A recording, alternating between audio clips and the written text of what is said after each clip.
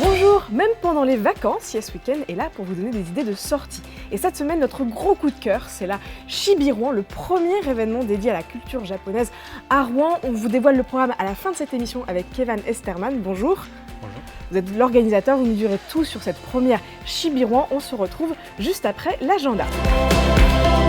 Pour changer de l'air ambiant à Rouen, une bonne odeur de châtaigne grillée, ça ne se refuse pas. Direction Cattenay, à 20 km de Rouen, dimanche de 10h à 18h pour la traditionnelle fête de la châtaigne. Sur place, un marché de l'artisanat et des saveurs, une randonnée, un cours de cuisine et bien sûr des dégustations et des ventes de châtaignes dans tous ses états. Ça tombe bien, c'est de saison. Quelques jours avant Halloween, le Jardin des Plantes se transforme en maison hantée itinérante grandeur nature. À la tombée de la nuit, dès 20h, suivez Francky, petite créature à la recherche de son inventeur. Parcours le monde, mais attention, vous allez croiser des zombies, des squelettes et plein d'autres monstres. C'est sûr, vous n'en sortirez pas indemne. Eux n'ont peur de rien et sûrement pas du succès. Les Baudins s'implantent leur ferme à l'intérieur du Zénith de Rouen jusqu'à dimanche pour plusieurs représentations. Maria et Jean-Christian, le duo le plus fameux depuis les ventes, brossent une nouvelle fois un portrait tendre et décapant de la France rurale. Certains diront que c'est ringard, d'autres que c'est carrément culte.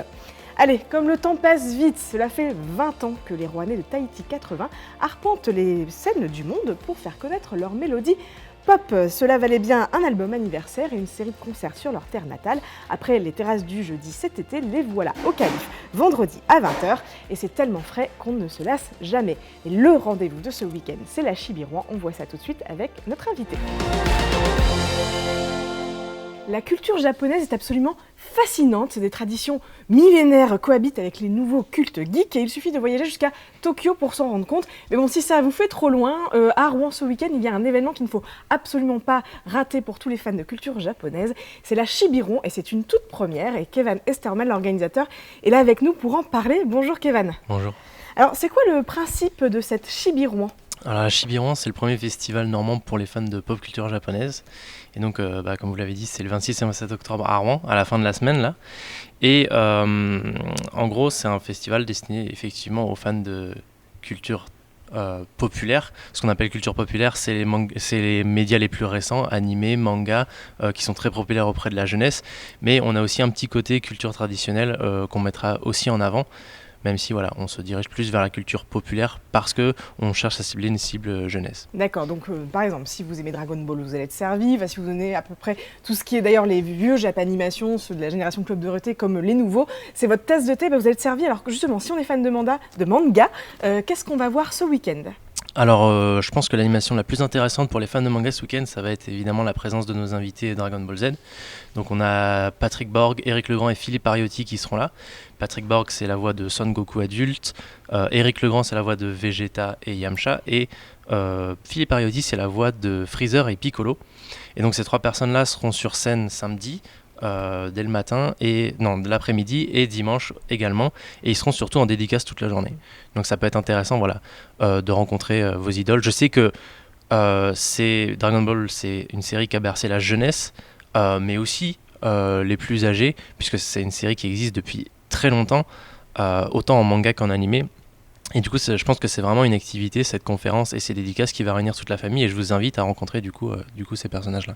Et alors, donc, toujours au rayon manga, il y a aussi pas mal, il va y avoir des conférences, des dédicaces, des rencontres effectivement avec des auteurs, etc., des stands de manga. Et quelles sont les autres facettes de la culture japonaise qu'on va pouvoir découvrir ce week-end ? Alors, en dehors du manga et de l'animé, parce qu'effectivement, on va avoir des conférences sur Sword Art Online, sur One Piece, sur Dragon Ball, notamment avec la présence du dog de One Piece Passion, qui est une grosse chaîne YouTube sur tout l'univers One Piece, qui va présenter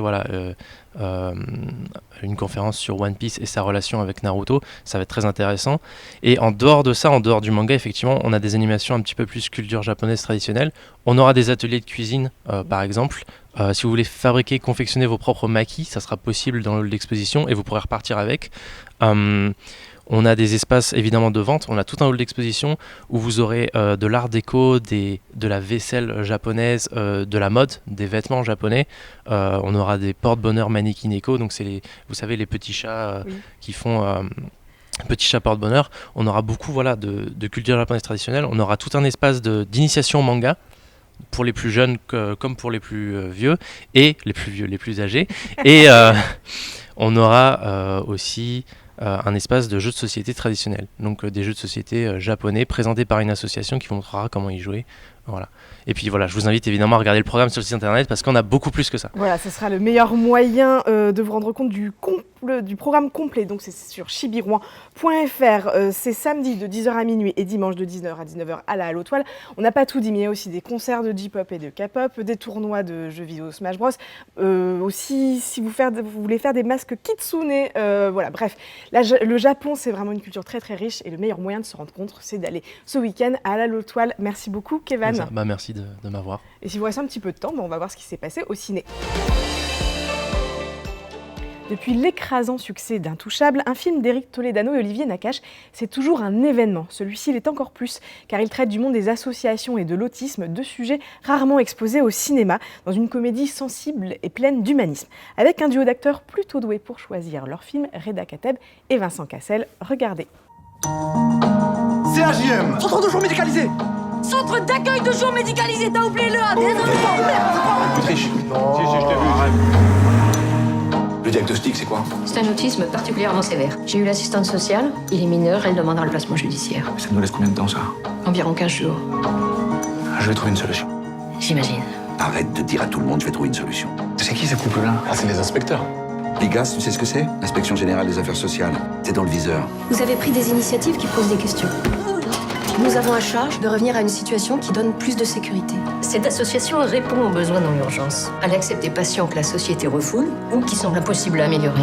Terminator Dark Fate est le 6e opus de la franchise, mais il se situe juste après Terminator 2, faisant fi de toutes les autres suites. On retrouve donc Linda Hamilton dans la peau de Sarah Connor, Edward Furlong dans celui de John Connor et évidemment Arnold Schwarzenegger dans le rôle du T-800. On ne pourra guère compter que sur Tim Miller, le réalisateur de l'irrévérencieux Deadpool, pour insuffler un peu d'originalité à ce scénario qui semble réchauffer. T'as peut-être changé l'avenir, mais t'as pas changé notre destin. T'es quoi au juste? J'en avais jamais vu des comme toi. Presque humaine.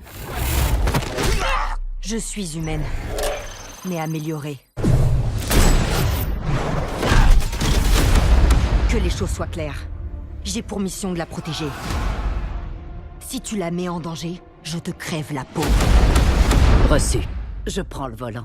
C'est les vacances, alors des idées de sortie, vous n'en manquerez pas dans Sortir à Rouen et Sortir au Havre.